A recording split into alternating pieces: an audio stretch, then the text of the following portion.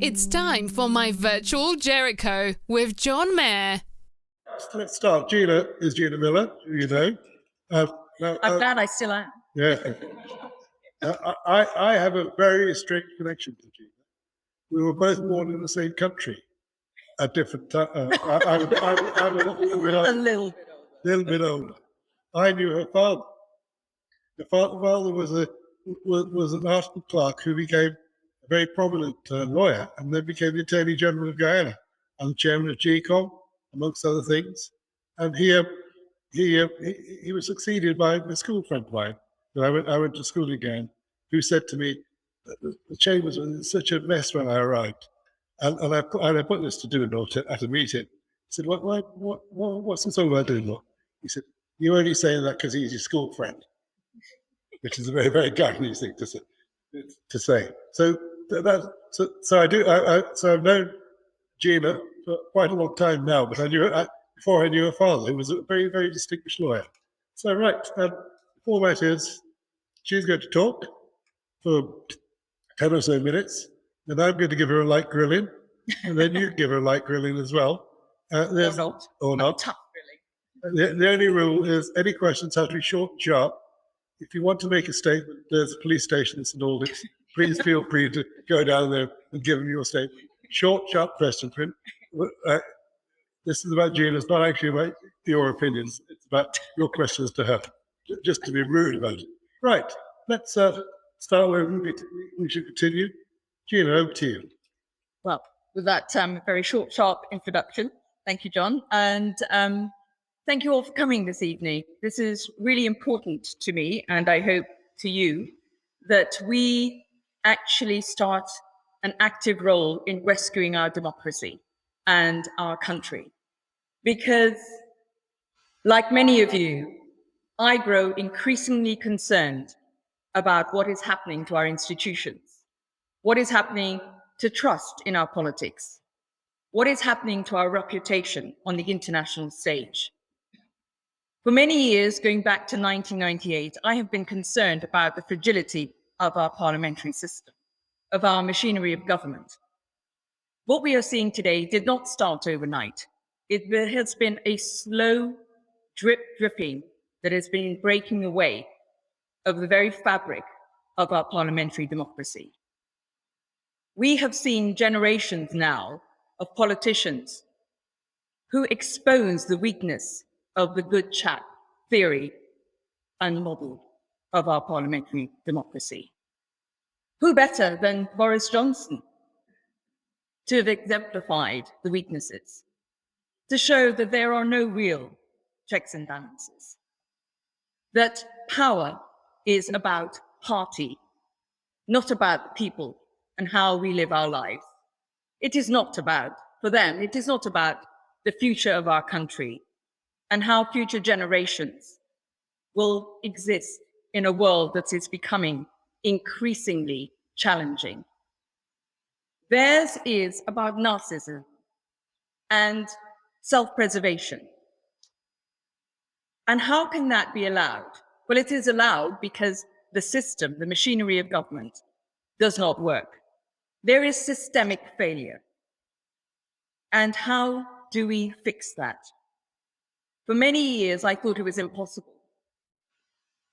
And then something changed in COVID. COVID has actually exposed the fragility and the weakness to an extent where ordinary people who really were not that interested in politics and who believed that everything would be okay have realized that things are not okay, that it really is them and us. That today you can have a prime minister who is not sanctioned for breaking the law, that something just doesn't smell right.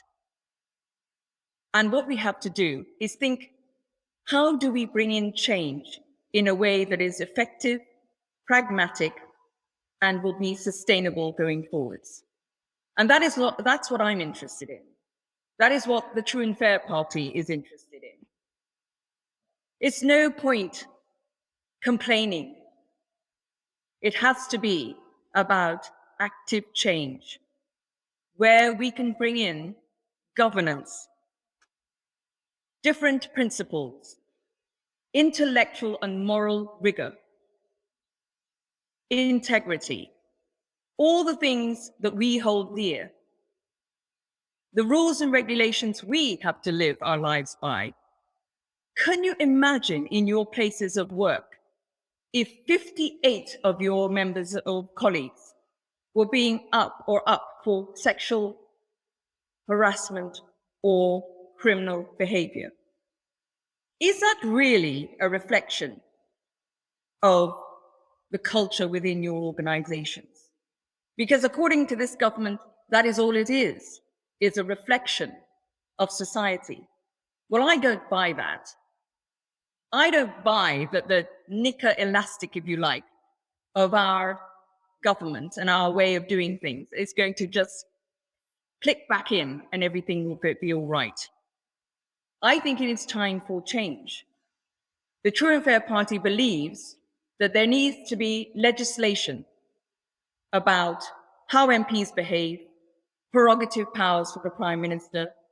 Let's take the bars and alcohol out of the workplace of Parliament. Let us bring in transparency, lobbying rules, rules on revolving doors, get rid of bullying on the floor of the houses, get rid of the whips.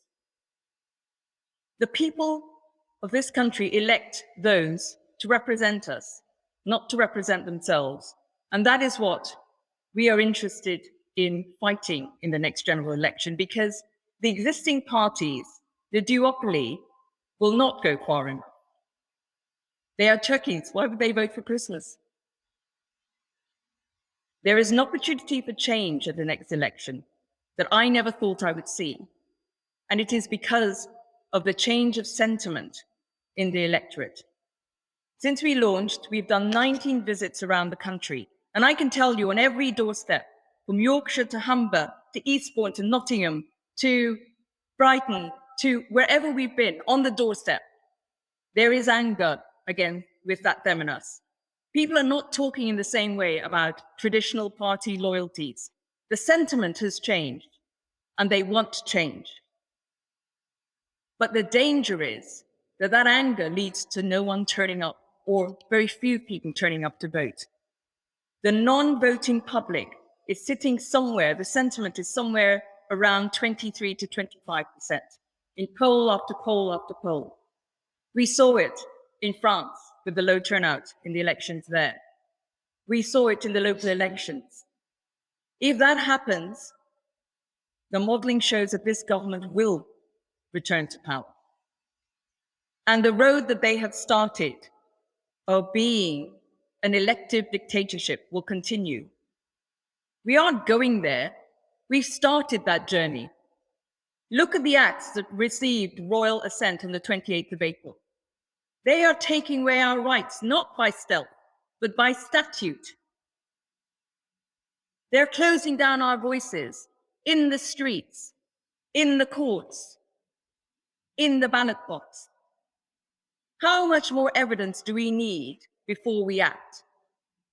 Look at the Queen's speech that will limit freedom of information requests from journalists, that will actually privatize Channel 4, that is actually cowering the BBC, that is bringing in a supposed Bill of Rights. Acts that are being introduced with wonderful names, but beneath them, they are closing down our democracy. Can you think of another act that did that back in 1933? The Enabling Act. This government is dangerous. The rise of the strong man, and it's mainly strong men, across the globe is dangerous. We need to act so we can attract competent, compassionate politicians who will put our country and our future generations before themselves. We cannot leave the future generations to become the burdened generation who have to clear up the mess that we left because we stayed silent too long. The big issues that are coming along that they're going to have to deal with is enough. Climate change, the mass movement of people, the digital and technical revolution, the fact that in 2030, for every 28 jobs, there could be one. By 2050, for every 75 jobs, there could be one. Who is going to be paying taxes? How do we fund our public services? What do we do with the aging of our population? These are huge systemic, seismic issues that we should be concentrating on. Not wanting a period to go into the House of Lords, or getting a backhander from a second job, or putting your friend in for the next contract. We need to change, and that is what I'm determined that we will try to do in the next election, which we are hearing is going to be much sooner than 2024. Okay. There for a moment. Yes, thank you. Thank you very much, Gina.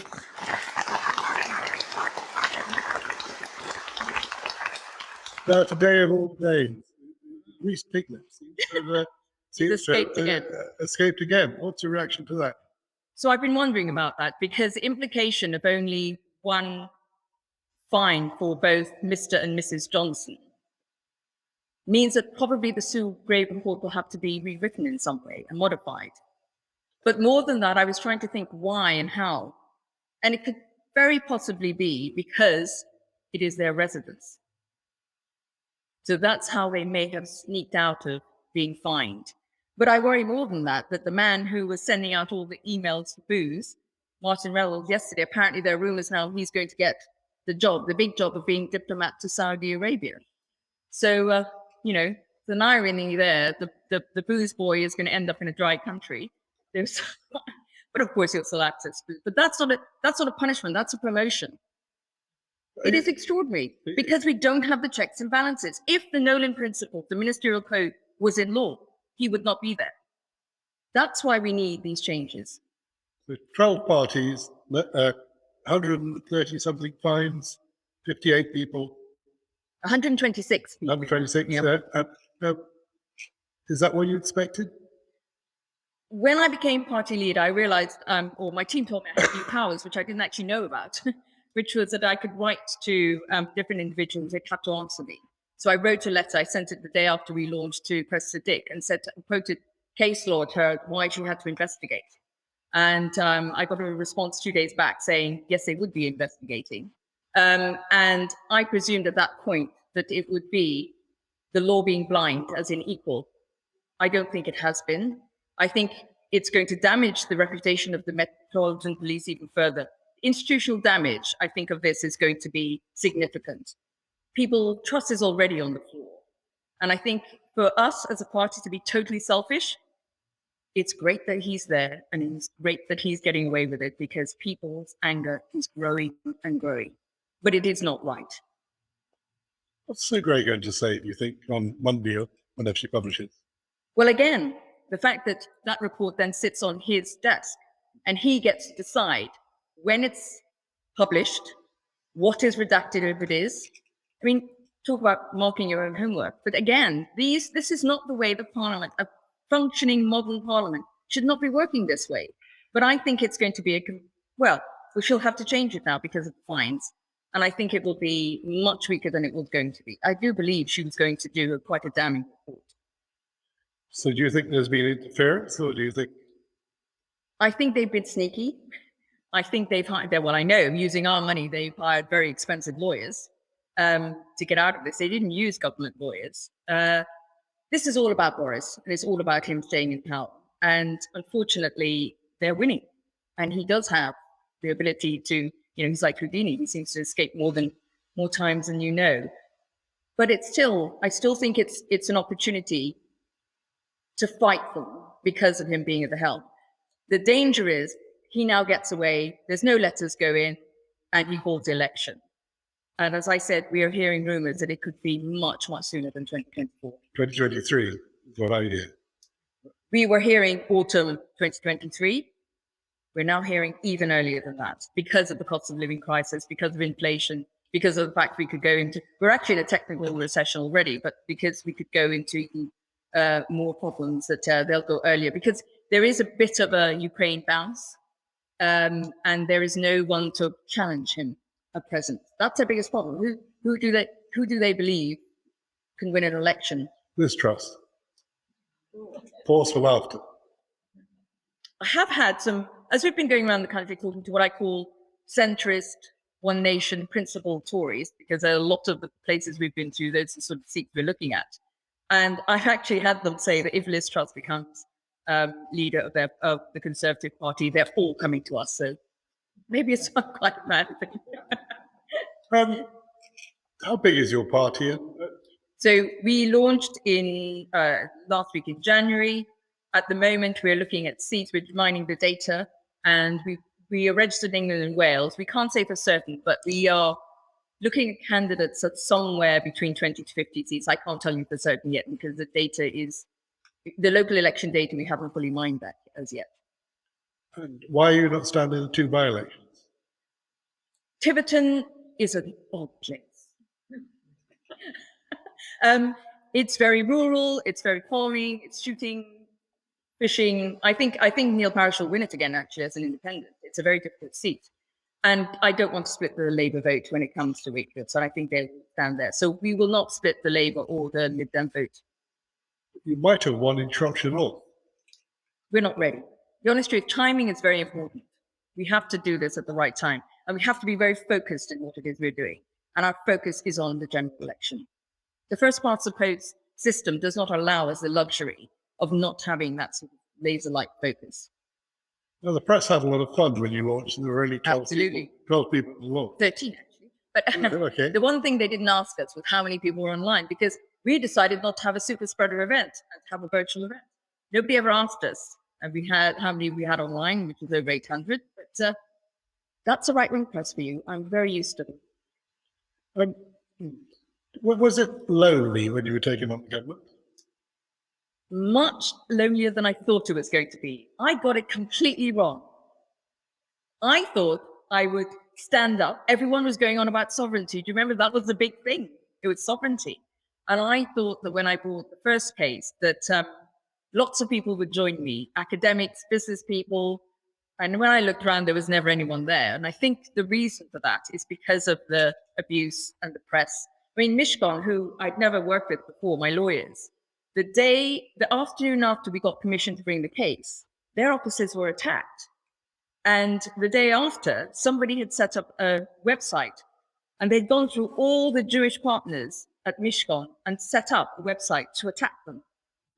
The things that happened were unbelievable. So it was a very febrile environment. So in the end, I wasn't surprised that more people didn't join us, but it was lonely. But you got quite a lot of violent social media. In fact, one guy was arrested. Has he been convicted? So it wasn't, the social media wasn't, I've never really bothered with what people think about me on social media. I was more worried about the letters and the threats and the Facebook group. So there was a Facebook group that were plotting to kill me. And the Viscount who set that up went to prison for 6 weeks. But he did go to Brixton. I think a Viscount in Brixton probably quite an interesting experience for him. And then for the second case, somebody set up on crowdfunding, which I've been working on the online safety bill. And I'm very, very upset that it doesn't include crowdfunding platforms, because there's a lot of crime going on in crowdfunding platforms. And in one of the platforms, they had put up £10,000 to hire somebody to have me killed. And that was up for 5 months. And that individual got a warning and a £200 fine. You used to walk around with a bodyguard. For 3 years, we were looked after by the terrorist squad. The most terrifying moment, because I'm pretty tough. I can cope with just about those things. But being a mother, when you get a letter that says, we know where your children go to school and they'll be taken today and killed and sent back, the bodies will be sent back to you. We didn't know if they actually did. You don't know. And so I remember jumping into a cab, my husband and I, we went and got them from school, we went home and hugged them and cried. That was the most terrifying part. Well, you were crossing the road once, weren't you? And somebody turned to your kids and said something. Yeah, I was with my youngest daughter. I have three children, but my youngest daughter, she was then 12. And we were crossing the road and someone ran out the window and said, "I'm going to kill your mother." I mean, it was tough on the children. And this time during the party, I had to sit down. We spent most of last summer, talking. They're older now, they're 15 and 16. The two younger ones, and my eldest has special needs. She's 34, but her mental age is about 5 or 6. I'd say, but they know that I'm fighting for them. And basically, they're my children. They're pretty activist in their own right. But they know I'm fighting for them. So were you attacked because you were Brexiteer, because you were brown, because you were rich, allegedly? Well, no, it exposed things I thought that in society that really worried me. And what people didn't realize, especially the people online, is that it empowered me even more. It energized me even more because I thought, well, you're just not going to have your voice. You're not going to trump me. But it was this idea that as a woman of color, it was not my place to speak up, that I should stay quiet and be grateful as an immigrant. The other one, that I couldn't be bright enough, so I must have had lots of really bright or intelligent white men behind me telling me what to do. And the third one was about the money. It couldn't be my money. It had to be my husband's money, or again, lots of white people behind me. The idea that it was my money seemed to... So all those three things together, I found an incredible indictment of our society, that's where people's sentiment still is, or was, and actually is. But I think those voices have always been in society. They've always been at the fringe of our societies. I think what's happened is that social media has enabled them. I call it coding for chaos. It's allowed them to become more mainstream. Whereas if before they were sort of at the end of a pub somewhere, people would just sort of ignore whatever. Now they have 500 likes, 100. Now they think that it gives them the confidence, or they feel there's a confidence that they're right. And I think that's what's changed. Now, the local neighbourhood fascist, who's not here tonight, said to me, why do you ask that bloody woman to go back to where she came from and take her money with her? So I said, so do you want to send me back as well? Which rather shut him up. Well, I sort of explained to people that I was born the year before Guyana became independent. So I actually was born British, which I sort of say, and I'm in the press. I took the Daily Mail and other papers. I did 11 ipso complaints. And I went to a meeting that was brokered by ipso between the Daily Mail and myself. And I said to them, because they said they never did anything wrong. And I said, but every time you wrote about me, you said foreign-born Gina Miller. And I said, why didn't you write foreign-born Boris Johnson? I mean, the double standards were extraordinary. But of course, you know, they didn't, ipso is not very powerful, so they got away with it. But it's there now. I mean, I'm what's her name? Our present Minister of Culture actually tweeted the day after the Supreme Court win in Miller won that I should go back home. So, I mean, it's extraordinary. But you were sent here at the age of 13 to come to the school. I didn't really have to, yes. in Eastbourne, weren't you? Yes. But the press says you went to Rhodey. Actually, you went. Oh, that was a wonderful story. So they put that I'd gone to Rhodey, because obviously it's the most elite school they could think of. So I went, it was in the same resolution meeting with the Daily Mail. And they said, I said, but I didn't go to Rhodey. And they piped up, I think your school's been taken over by the Rodin Trust now. So yes, you did go to Rhodey. I mean, the justification was unbelievable. But they sent journalists to my father, to Burmese, a tiny little village in Guyana, to find out dirt on our family. They did all sorts of manner of things. They looked into my husband's family. So I then did something called the Charles Walker Lecture. I don't know if any of you here know Charles Walker was an amazing journalist who was actually Marie Johnson's father. Charles Wheeler. Charles Wheeler, yes. Wheeler. So I did the Charles Wheeler Lecture. And Paul Dacre walked into the back of the room and I could see him. And before I started my lecture, I said, I just want to say thank you to Mr. Dacre standing at the back of the room. Because normally when you put your head above the parapet and you go into public life, you have to do a lot of soul searching. You have to check your own dirty laundry to see what it is they could find. He did it for me free of charge. So and he stormed out. But it was quite extraordinary. But I was aware that they were going to do it. And look, people say I popped up from nowhere. I popped up from nowhere. It took me, I've been a campaigner for 30 years. So it took me 30 years to pop up from nowhere. And I'd already been fighting the city. You know, believe me, the misogyny and abuse I got from trying to reform the city of London and the rip-offs and what was going on there didn't make me any friends. Well, they called you the Black Widow Spider in the city. They did, actually, which I thought was extraordinary. So yes, I had a lot of nicknames before the Supreme Court. We can have some questions in a minute. So, what do you hope your party will do in the next year? Bill, maybe take 1 seat, 2 seats. How many seats? So we're registered in England and Wales, and our main policies are to reform the machinery of government, both central government, local government, and parish level. Then electoral reform, because we have to have a fairer voting system. It is time. Looking at changing rules on procurement, appointment to public bodies, and then we will have different policy areas. We will be putting out a manifesto with policy. Our approach to policy making is on a panel experts. We like experts. Expert input into different policy areas from panels, and then we come up with policy based on input from a wide range of experts and data. But I think that, well, the rumors we're hearing this week is that the election will be this autumn. This autumn? Yes. Grease Piglet will come. If that is the case, we will have to be very careful. So basically, James, who works with me, is here, so our head of outreach, and there are 2 tiers of seats we'll look at. The ones where we know we really have a very good chance, sort of maybe 4, 5, however many, and then we'll stand in others to make an impact, because we've got councillors coming on board right now. We have independent candidates coming on board. But the vetting process we have to be very careful of, because there is entryism as well, which we're very well aware of. But the problem is, if it is this autumn, I think most of us, including us, we will be limited. And I think actually the opposition parties will be limited as well. Because remember, we still have to come the decision on Keir Starmer and Angela Rayner, which today's outcome did worry me. What do you expect in that? If they're doing this on the technicality of the law, or on the really strict letter of the law, the fact that number 10 was a residency, therefore they couldn't charge him or fine him. The rules in Durham were actually different from lots of other places. Remember, we were in a tiered system at that time. And it depends what the rule said on what the date. The date of that beer and curry was actually the day before, or at either side of one of the tiers changing. So I am concerned about what will happen. So that means Starmer may have to resign. He may have to resign.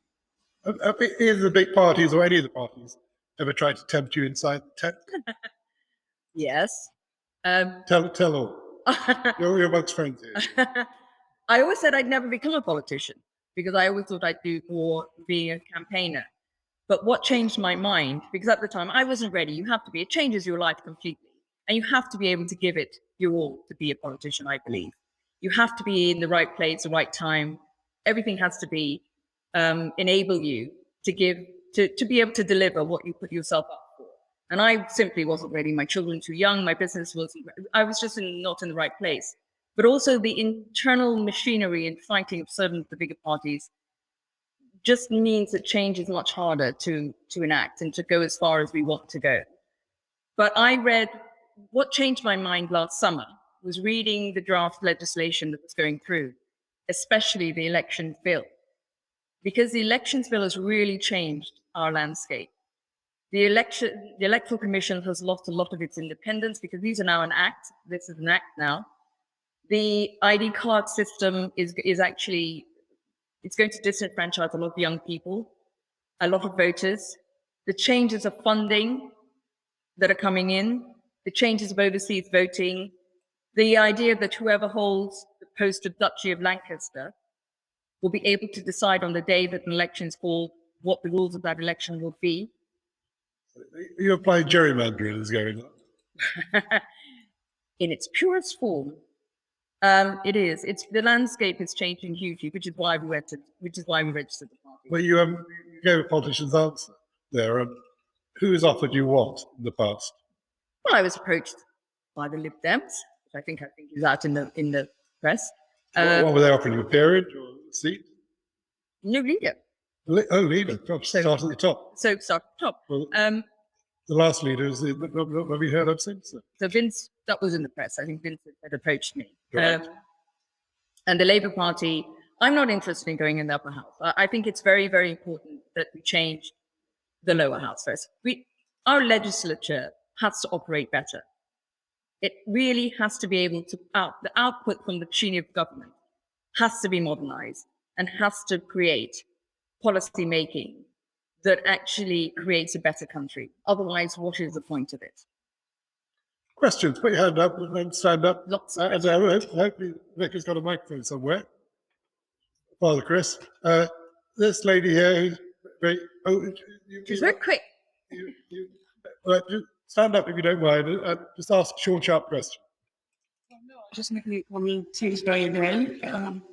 To being very more, I think things very ornament and politics because of misogyny and because of the biggest law. I think problems with you just a computer, a machine that haven't got any emotions. Microphone a bit close. She's saying that Gina's very brave. She's not a computer. It could be started a lot of people which would like us to even also be in politics and like promoting your politics. No, it is true. A lot of women being put off politics. I mean, in the last election, 19 female MPs didn't stand again. And at the moment, it's cross-party. There's a huge amount of misogyny going on and bullying. Even if you look up in the Lords, when the bills were being voted through on that last week, on the night of the 25th, 27th, the Lords, female peers were being bullied hugely. But yes, it's a difficult place. But that's where I think you need to change the culture and you need to change the checks and balances. Because in every other walk of life, we're improving governance, we're improving diversity. The goals there are to increase the culture within and to actually make sure that it's more representative. It has to be that way in politics. The gentleman in the second row.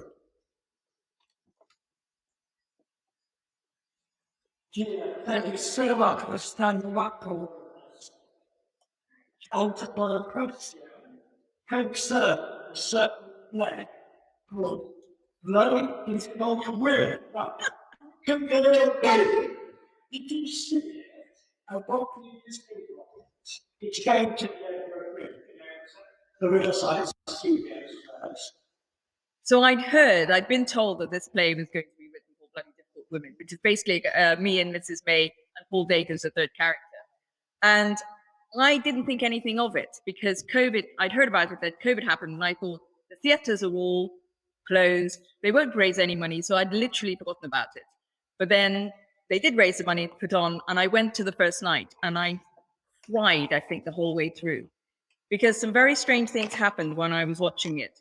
I realized that what I must have done going through the whole process of the 2 cases is I never gave myself the luxury of feeling, if that makes sense. I think I bolstered myself, but seeing it on stage actually was the first time I really experienced it, which sounds a very odd thing, maybe, but to see somebody else playing me going through what I went through was the first time I really felt it. And so I found it an extremely upsetting play to watch, but I also was very angry because it's the first time anybody had outed that the reason I didn't get my law degree, which the right-wing press has always attacked me on, is because I was raped when I was at university. So, and the play, I didn't know that they were going to put that in the play, and I felt very angry that they outed me in such a public way. So are you a bloody difficult woman? Absolutely. Is that inherited? Do you know? It's actually both my parents, I think, were pretty strong. My mother was a bloody difficult woman too. I mean, I always say that, why do you want to be, I don't want to be a passive woman. I want to be somebody who stands up and is passionate for my beliefs. So if that's what being bloody difficult is, as Ken Clark said, then fine. Yoo-hoo!